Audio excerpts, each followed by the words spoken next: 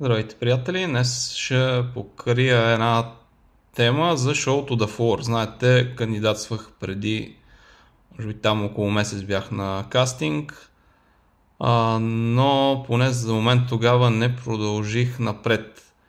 Знаете, бях фрустриран от това, че отговорих на около 35 въпроса вярно на тест за познания, което съм убеден, че беше достатъчно да продължа в следващия етап, който беше персонално интервю с продуцентите на шоуто, но не ме допуснаха до там, въпреки че бях отговорил на достатъчен брой въпроси, в което съм напълно убеден.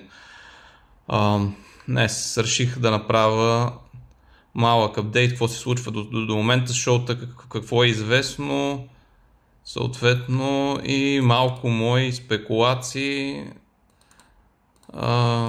какво да очакваме от този първи сезон на шоуто. Какво знаем до момента, защото нали, ясно ще се излъчва по нова телевизия.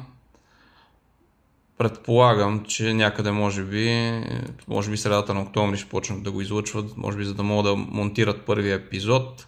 Ще се снима от 28 септември до 4 октомври в Холандия, който не знае, няма да се прави тук сет в България. Там ще се заснема. Първоначално имаше кастинга, тук беше до 10 август, след това го удължиха до 20, не знам, може би нямаха достатъчно кандидати или може би не бяха намерили правилните хора за, може би, концепцията, която беше. В българския вариант ще участват 100 души. Идеята на самото шоу е всеки на един огромен под, всеки застава на едно от 100 квадратчета на един голям правоъгълен под, като всеки участник има своя собствена категория, в която е най-силен. Това, което чувах от други хора на кастинга, е, че реално с продуцентите заедно се избира категорията, т.е. не е идеята да ти е най-силната категория, а да е някаква оптимална, за да може все пак да е балансирана играта. Т.е. да кажем, аз както съм специалист дигитална реклама, да не е дигитална реклама, защото на тази категория най-вероятно, примерно, много малко хора, ако въобще някой въобще в България примерно може да ме бие на тази тема, особено, нали, от хора, които в случая те няма да са специалисти. Най-много, ако има някакъв специалист, който е, да кажем, на дигитална реклама случайно и е нали, на шоуто и пък и се сбием с него, което е още по-малко вероятно в самата концепция на шоуто, то той евентуално би могъл да ме победи. Затова може би идеята е да се търси някакъв по-балансиран подход, като не се намери най-силната категория на даден участника, нещо като така приемливо, за да може активно да стават битките, да са оспорвани с останалите участници в шоуто. Шоуто стартира като от компютъра избира произволно един участник от 100. Той съответно напада един от съседните на него участници. Примерно в началото започва, може да нападне този, който е отляво, отдясно на него, отпред, отзад. Съответно, като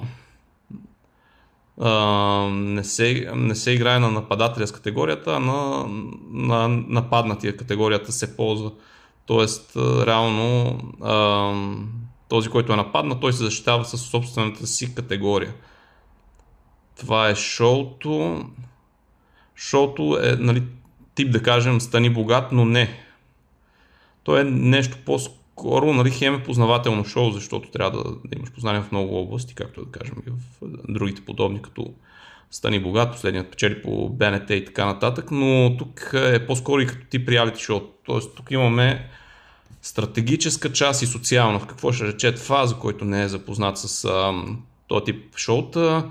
Социалната игра представлява това, че може, ако си общителен с другите хора, да се опознаеш с повече от тях и те, примерно, да не те нападат, да кажем, и така да продължиш по-напред в играта. Ако си силен в социалната игра. Другото, стратегията е, в крайна сметка, един човек печели тази игра. Тоест, все пак, нали, ти дори да искаш да играеш социално, може да комбинираш социално и стратегически. В крайна сметка, дори на най-големия си приятел може да го нападнеш и да го отстраниш в един момент, когато се налага. Може да е по-в началото на играта, нали, съответно, или по-в края. Принципно трябва да се играе стратегически, няма как, в крайна сметка победител е само един.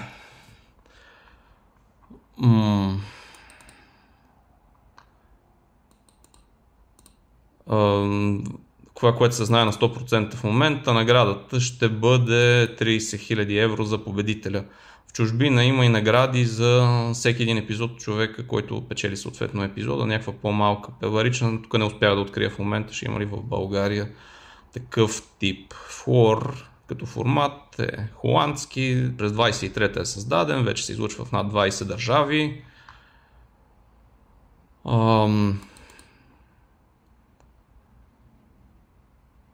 И това, което ми направи впечатление така от самия кастинг, това, което усетих е, че по-скоро май се търсят играчи от, може би това ще е, нали, това съответно е спекулация от моя страна, се търсят играчи, които са участвали в другите познавателни шоута, т.е. да е някакъв тип сблъсък на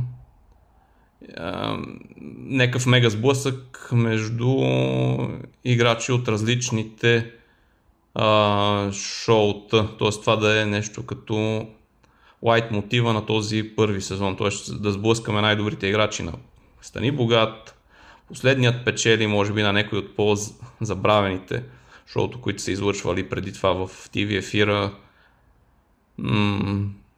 Има някакви такива, защото си говорех с хора около мене и съответно ми споделяха, които са играли в разни такива шоута, даже сега не мога да се сета как се казваха, нали, в предишни години и сега, нали, отново са тук кандидатстват и съответно ще, нали, част от тях, дори вчера едно момче ми сподели, че са му писали по Viber отново, че, нали, не е прият за шоуто.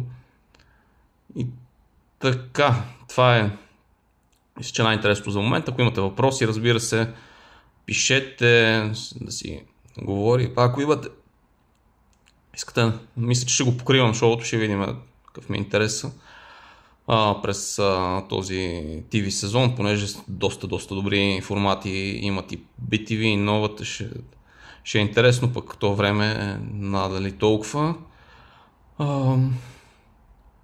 Ако имате въпроси, пишете ми налично, пишете примерно в темите, в социалните мрежи, където е удобно, ще опитвам да отговарям, ако така мога да бъда полезен с нещо.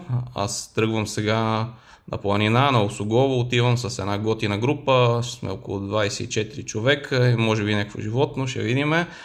И така, хубав ден и до скоро. Чао, чао!